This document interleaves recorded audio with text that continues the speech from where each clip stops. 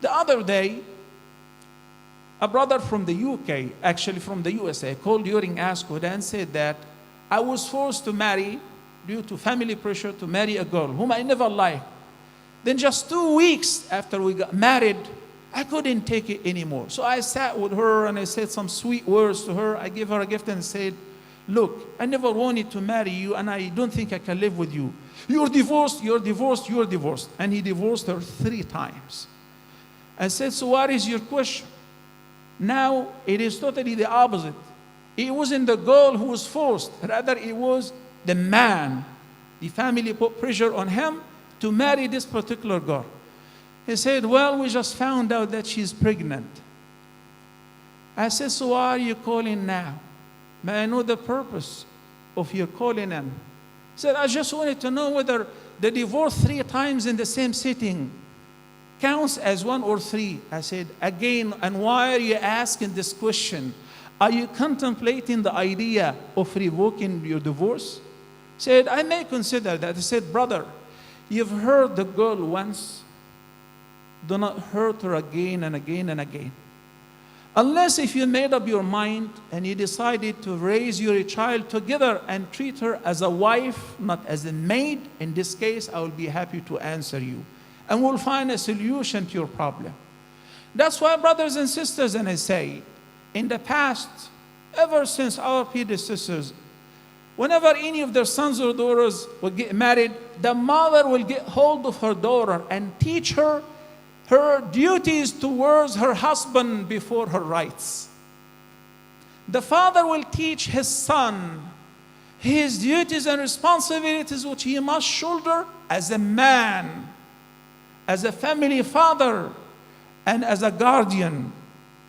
But what is happening that everybody seems to be asking about their rights and totally neglecting their duties and their obligation, and this is where the crisis begin. Ayah number 21 of Surah Ar-Rum comes in the midst of some ayat, verses in which the Almighty Allah is reminding us with some signs, they're called universal signs, to prove His presence, His Lordship, His unity of worship, and He's the only one who's worthy of worship. Among those signs, He says, وَمِنْ آيَاتِهِ أَنْ خَلَقَ لَكُم مِّنْ أَنفُسِكُمْ أَزْوَاجًا لِتَسْكُنُوا إِلَيْهَا وَجَعَلَ بَيْنَكُم مَّوَدَّةً وَرَحْمَةً إِنَّ فِي ذَلِكَ لَآيَاتٍ لِقَوْمٍ يَتَفَكَّرُونَ. And among His signs, the universal signs, that He has created for you from among yourselves soulmates, spouses. Why? What is the purpose of marriage according to this ayah?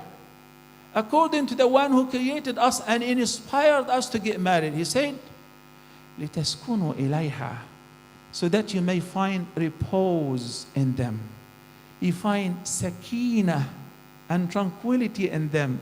You want to know what kind of sakina I'm talking about? Read in the seerah when the Prophet ﷺ received Jibreel in the cave for the first time, and he was shivering and he ran home and he was frightened and he said things no human being could imagine. And how did Khadija radiallahu anha treat him in this condition? She comforted him. She gave him sakina. Then she assured him, Wallahi la yughzika Allahu abada. I swear to God, He will never disappoint you. They are not even Muslims.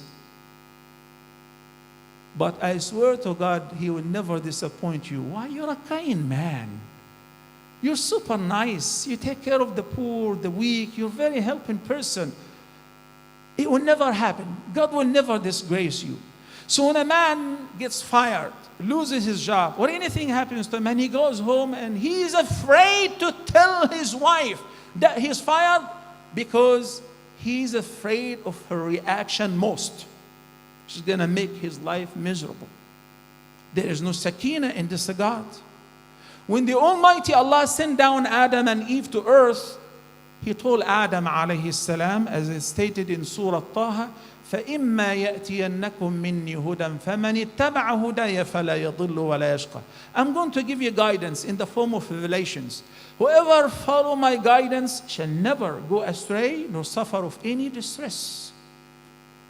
And on the other flip, وَمَنْ أَعْرَضَ عَنْ ذِكْرِي فَإِنَّ لَهُ مَعِيشَةً ضَنْكًا. But whoever turns away from my guidance, I shall make his life miserable. I'll give you an example. In the USA, one of my colleagues at the hospital said, I want to tell you something. He's a doctor. I said, what? He said, I want to divorce my wife. I know him, I know his wife and his kids. I never expected that he would come up with such terrible idea. I said, why? I was with him in the car. He said, look, I gotta be honest with you. Now I have in my bank account 100 grands, 100,000 US dollar. And I'm expecting to make the clinic, the accountant is telling me that I'm expecting to make $1 million by the end of the year. I said, so what does this have to do with you divorcing your wife? He said, you know the law here. If we're divorced, she gets 50% of what I have. So I would rather divorce her now and give her 50,000. Wallahi, I'm not lying. Rather than waiting to the end of the year and she will collect $500,000 like that. And it's not a single separate case. It's not an odd case. It happens even with non-Muslims. Whenever I talk to them or even for counseling, brothers and sisters, Allah set a law. You don't like it, then you're going to experience misery. There is no sakina. Marital relationship and marriage life becomes a competition, like a battlefield. But you marry and you choose your life mate based on what you heard from Ustaz Abdul Fattah. He phrased it beautifully. He explained the hadith and the ayah. Then trust me, you will achieve the purpose for which Allah prescribed marriage. لِتَسْكُنُوا إِلَيْهَا, so that you find repose in them. And what are the components of that sakina, repose and comfort? Allah subhanahu wa ta'ala said, in order to achieve that, وَجَعَلَ بَيْنَكُمْ مَوَدَّةً وَرَحْمَةً. And He made between you, for this purpose, mawadda wa rahmah. Oftenly, many speakers, wallahi, you're doing a marvelous job. Jazakallahu khairan. Barakallahu feek. Oftenly, speakers like to mistakenly translate the word the mawadda as what Ustaz Abdul Fattah? Love. No, Allah could have said mahabba wa rahmah. He didn't say mahabba. I'll tell you why. A man once came to Umar ibn Khattab and he sought his advice. He wanted to divorce his wife. Similarly, somebody else wants to take another wife. He asked him, why? I don't love her anymore. So the man said to Umar ibn Khattab, I don't love her anymore. Umar ibn Khattab used to walk around with a little rubber stick. He didn't answer him verbally. He took the rubber stick and he chased him and he started beating him. He said, أَوَلَيْسَ فِي النِّكَاحِ إِلَّا الْحُبِّ.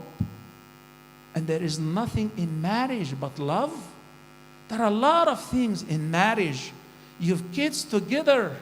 She's a believer. She's a righteous woman.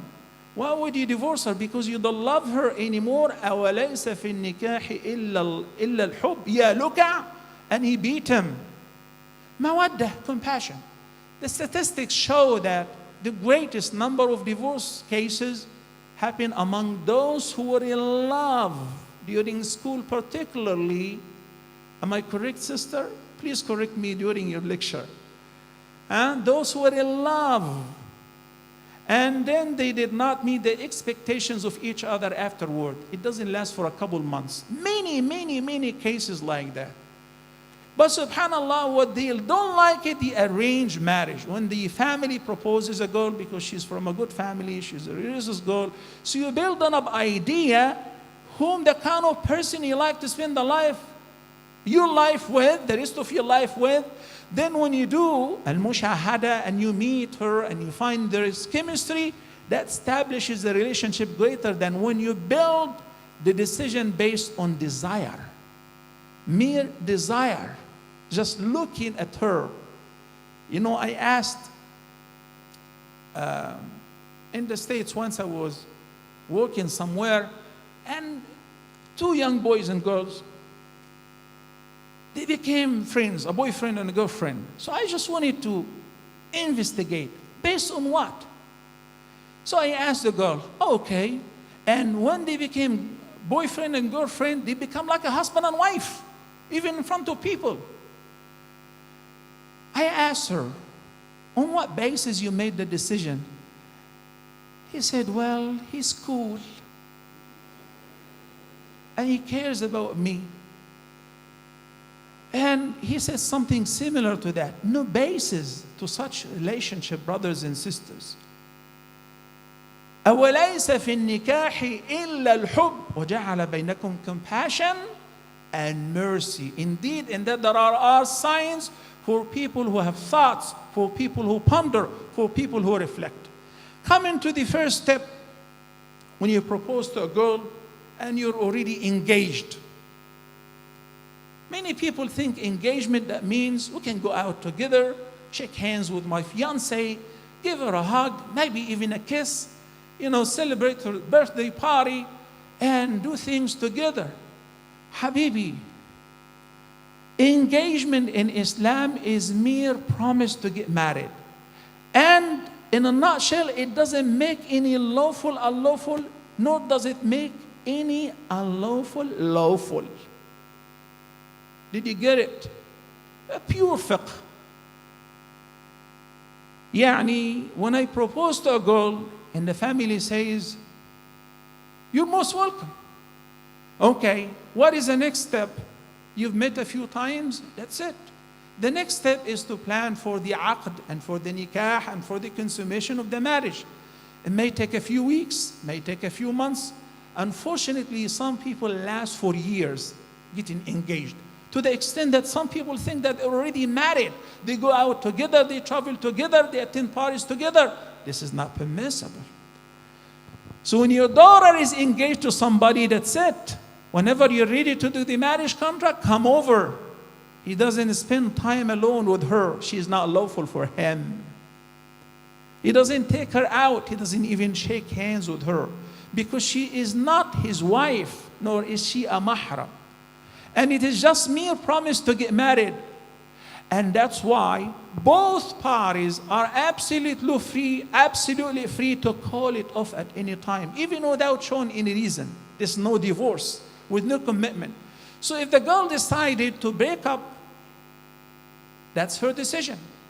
There are no procedures for that. Here are your gifts. Thank you so much. Have a good luck with somebody else. And likewise with the girl, there is no commitment. So the khitbah or the engagement is just mere promise. But it gives you an access that the Prophet ﷺ said, لا يخطب أحدكم على خطبة أخيه. That's another very important hukm in fiqh.